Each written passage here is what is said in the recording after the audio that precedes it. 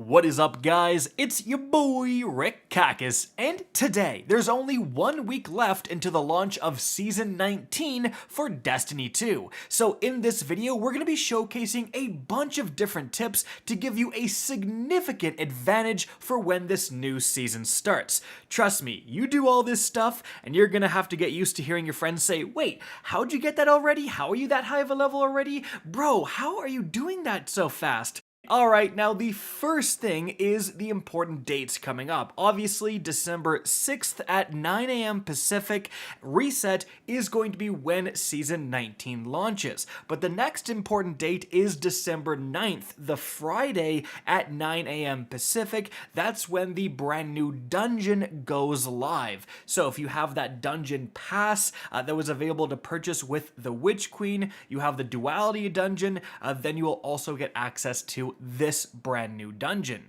But moving on from there, the next topic is bounty prep. I'm gonna go fast on this part because a lot of people are familiar with this, but if you're not, essentially you can complete bounties, but wait to turn them in until next season. So you gain a big boost of experience when you have a brand new Seasons Pass and seasonal artifact and all of that stuff.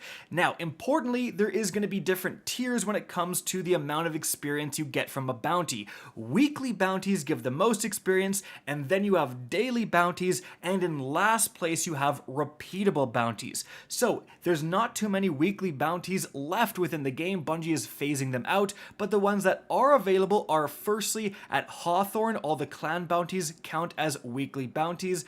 Moving on from there, on the moon, you have two different ones. The Lectern of Enchantment is offering 2, and then Eris Morn herself is offering 2.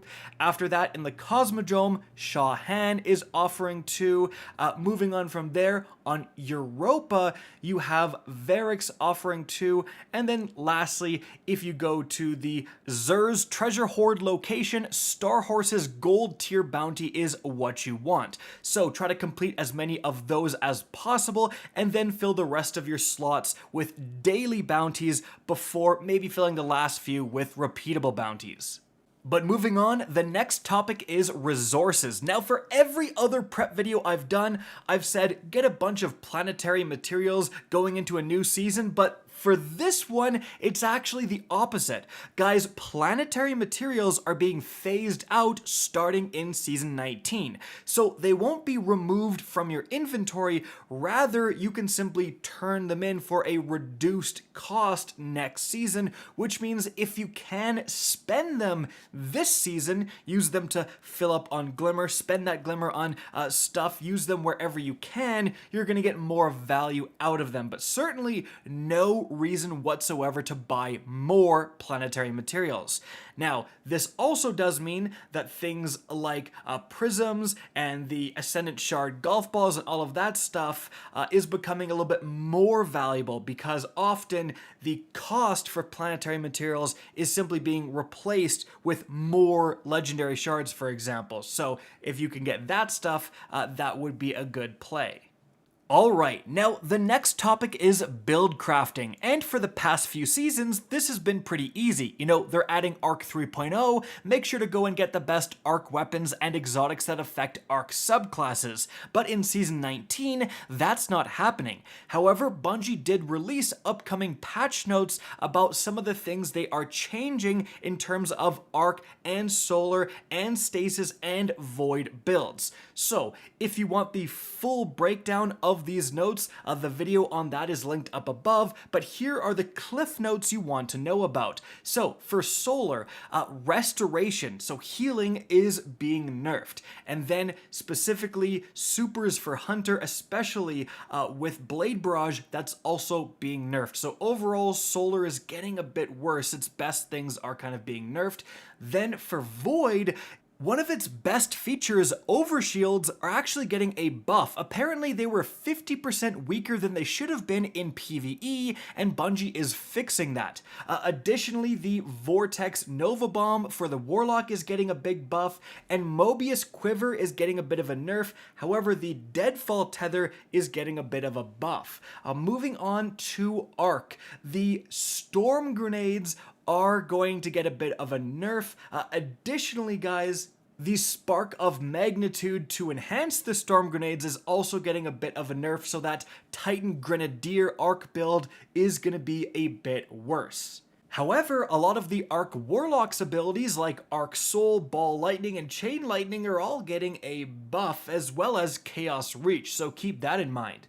And then moving on to Stasis, oh my goodness, pretty much everything is getting a buff. Cold Snap grenades are getting better. Slow will have a bigger effect. Multiple aspects are getting additional fragment slots and more. So definitely Stasis next season could be quite powerful. But next up, kind of an offshoot of build crafting, kind of its own topic, we have weaponry. So obviously, if you can unlock the crafting patterns for all of the currently available seasonal weapons, that is a very good idea. If you are still struggling getting red borders, keep in mind that the current community event going on right now where you're donating captain's coins, the packages that you earn, like the mystery bundles, those are actually giving red border seasonal weapons at a very high rate, so make sure to try to grind that before the season ends.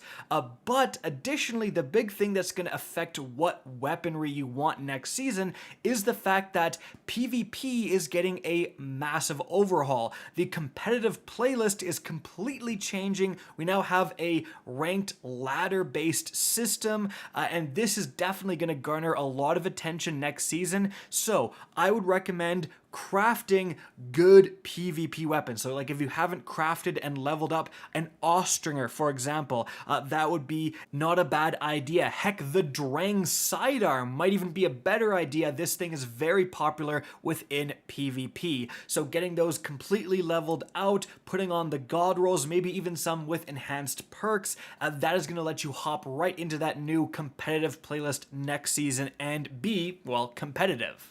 Now moving on from there to some odds and ends tips, guys, don't forget to go to all of the different vendors and collect your rewards, as you can see, because these do disappear when a new season starts. Additionally, a lot of people try to claim everything within a season's pass before the season ends, but you actually might not want to do this, because as you can see, if you go to Bungie.net, you can access the previous season's rewards.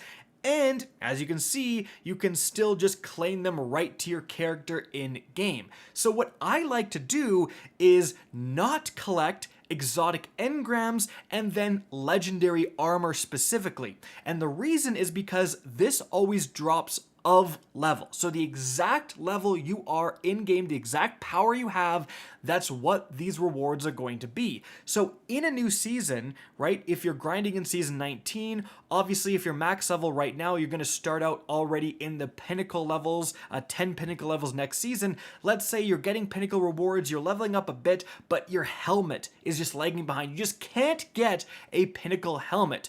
Well, what you can do is, if you've saved a legendary helmet in your season's pass from the previous season, you can go to Bungie.net, withdraw it, and it's going to drop your exact level, which might be a couple of power levels higher than your helmet in game, right? Because your other armor is higher than your lagging behind helmet. And this can actually help you level up, and sometimes it'll increase your overall level, which is potentially like the one hurdle you need to start making real progress in leveling. Now, this is something that is pretty advanced. A lot of you guys won't need to do it at all, but definitely it is something you can do to gain a bit of an advantage.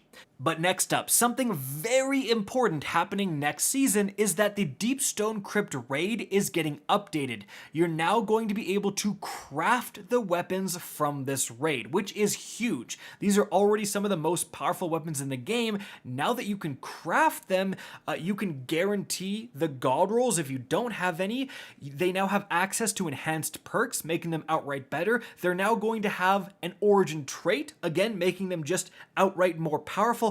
And they're actually getting new perks added to their perk pools, making even more God rolls possible. So huge news right there. And what you can do now is freshen up on this raid, maybe run a few Deep Stone Crypts, or simply check out my complete Deep Stone Crypt Raid guide and just get prepped for running that next season. And one last tip I have for you guys is potentially don't turn in certain umbral engrams and prime engrams, because if past seasons are anything to go by, often if you save this stuff and then turn it in the new season, you can get new world drop weapons that Bungie has added to the loot pool. So again, if you don't need them right now, if you've got all the good world drop rolls you're going for right now, might as well save them for the brand new loot next season. Guys, that is it for the video. Hope you enjoyed and found this informative. If you did, please remember to help me out by simply rating and especially sharing this video. If you guys want to see more Destiny 2 content similar to this, don't be afraid to slap that subscribe button. If you want to get in touch with me and keep up to date with the latest channel activity, the best way is to follow me on Twitter at RickCacus. That is linked in the description down below. Again, I hope you enjoyed the video, and as always, have a good day.